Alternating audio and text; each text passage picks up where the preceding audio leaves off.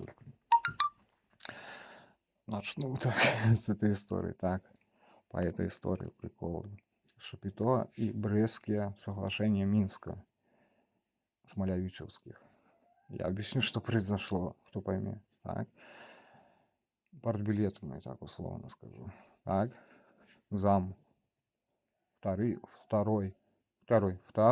заместитель Бюро безопасности ООН.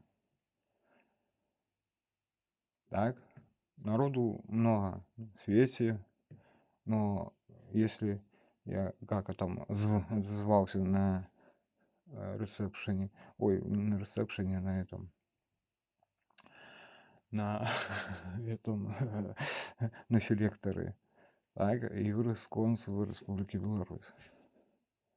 Стыдно. Ты говоришь о моей адекватности, о моей этой профпригодности, когда сам даже не знаешь это полномочия свои в отношении меня.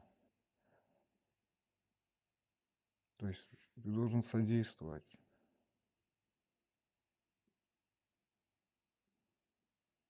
Так, запомни.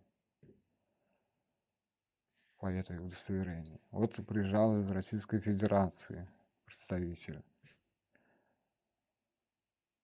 Приезжаю с Америки представитель. Почему мое отношение важно? Потому что у меня должность, так, и это самое, такая.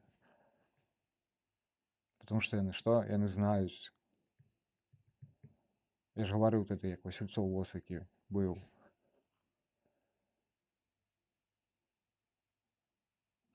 Чтобы вы понимали, ребята, мое удостоверение, вот это вот однозначно премьер-министру ООН.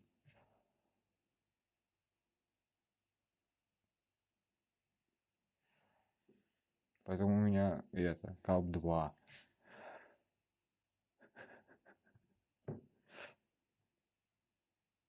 КАП-1, КАП-2, КАП-3. Чтобы вы знали. Вот это ее ООНовская маркировка, блядь. Партийных билетов, блядь. А то масонный, хуйный, шехт это, блядь. Ты же был в Шапито. Так, в этом, сейчас вернусь в хронометраже. Прошлое это. Кто-то говорит, белорусы лучше знают. Вот они перекричали, все, и мои слова, блядь, никто не... Вот заместитель. И это самое, и меня никто даже, блядь, в это... И кричат, что я долбоёб, блядь, компетентность это. Я расскажу, что произошло тогда. На Бресте, там, на Брест-Литовском направлении. Так. Выписал по МАГАТЭ, проводил операцию скупка ядерных элементов после жалоб торговли разными ядерными бомбами. У Бюро безопасности подписал второй зам МЕ, подписал документ о выделении средств и организации структур для скупки ядерных элементов в этих горячих точках на черном рынке. На черном рынке. Группа отправилась соответствующая, и моя охрана была на территории Украины.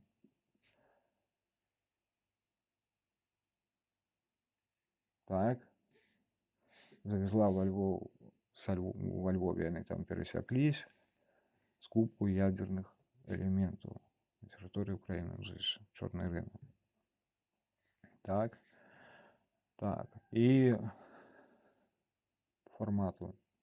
Так, Александр Григорьевич Лукашенко, от администрации Республики Беларусь, это самое, оставили сообщение, купил, там, говорят, с Чернобыля остались, реализовать не можем, потому что ячейки не используются в обиходе, то есть их надо разбирать, их надо специализированно по это самое. Мне Европа предложила базу, перерабатывающую ядерных этих самых для операции МАГАТЭ в Иране и по этой самой на территории континента. Это предложила на этом, на Альпах перерабатывающий завод ядерных этих. Так. Я включил, проинструктировал ребят и включил Республику Беларусь в закупку ядерных. Это да, март месяц, конец марта.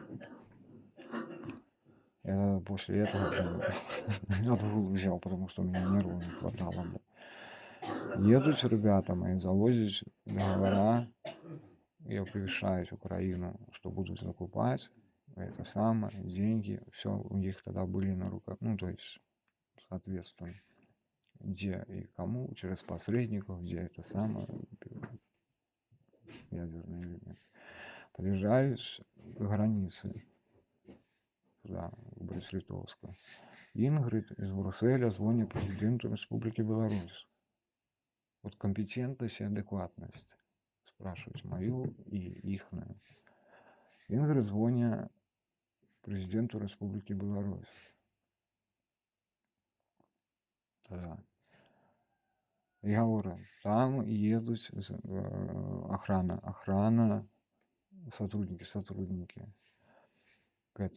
к заместителю ООН. То есть он находится на территории Гомельской области, и они приезжают по МАГАТЭ, по делам МАГАТЭ, проезжают к нему и дальше по делам отправятся в другую военизированную охрану. С военизированной охраной. На Брест-Литовском направлении появляются 2 джипа. На борту у его. Мне же ехать в Ливан, мне на Украину ехать, я же не поеду, блядь, с этими. Мне ООН, то есть, организовала эту седан. С водителем, делегация ехала со мной сюда. 2 бабы и 3 мужика с охраной. Ну, и подъехали к границе. Звоня Ингрид из Брюсселя, звоня этому президенту. То есть все понимают, что Григорович там, а это Васильцов поднимает трубку. Это трактары Смолявичев. На горы там приезжают это. Я жду тут у Гомеле документы. Жду это самое, и мне надо было у Министерства энергетики ехать в Республику Беларусь со своей охраной, потом обратно в Украину, потом обратно в Иран еще ехать надо было. И под это я должен был купить, за своими подписать договор уже с Министерством энергетики Республики Беларусь тогда о закупке у Европу не по той цене, як яны у Россию продали, а по евро цене. Так?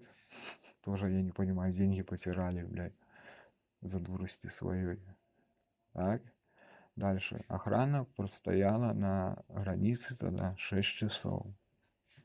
Я не звонил у Брюссель, секретарша Ингрид, помощницы.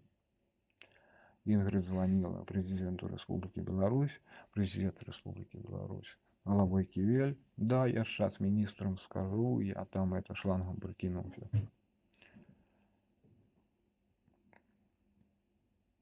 Так. Потом, мотив Васильцова понятен. Скрытие фактов хищения наследства, скрытие фактов о покушении. И это самое, знал, что охрана, боялся, что, может, и утаил информацию от министров. Мы спорить не будем. Так? Точку ставим Васильцова в отношении. Так? Но почему министра иностранных дел, заместителя министра иностранных дел лишили права этих?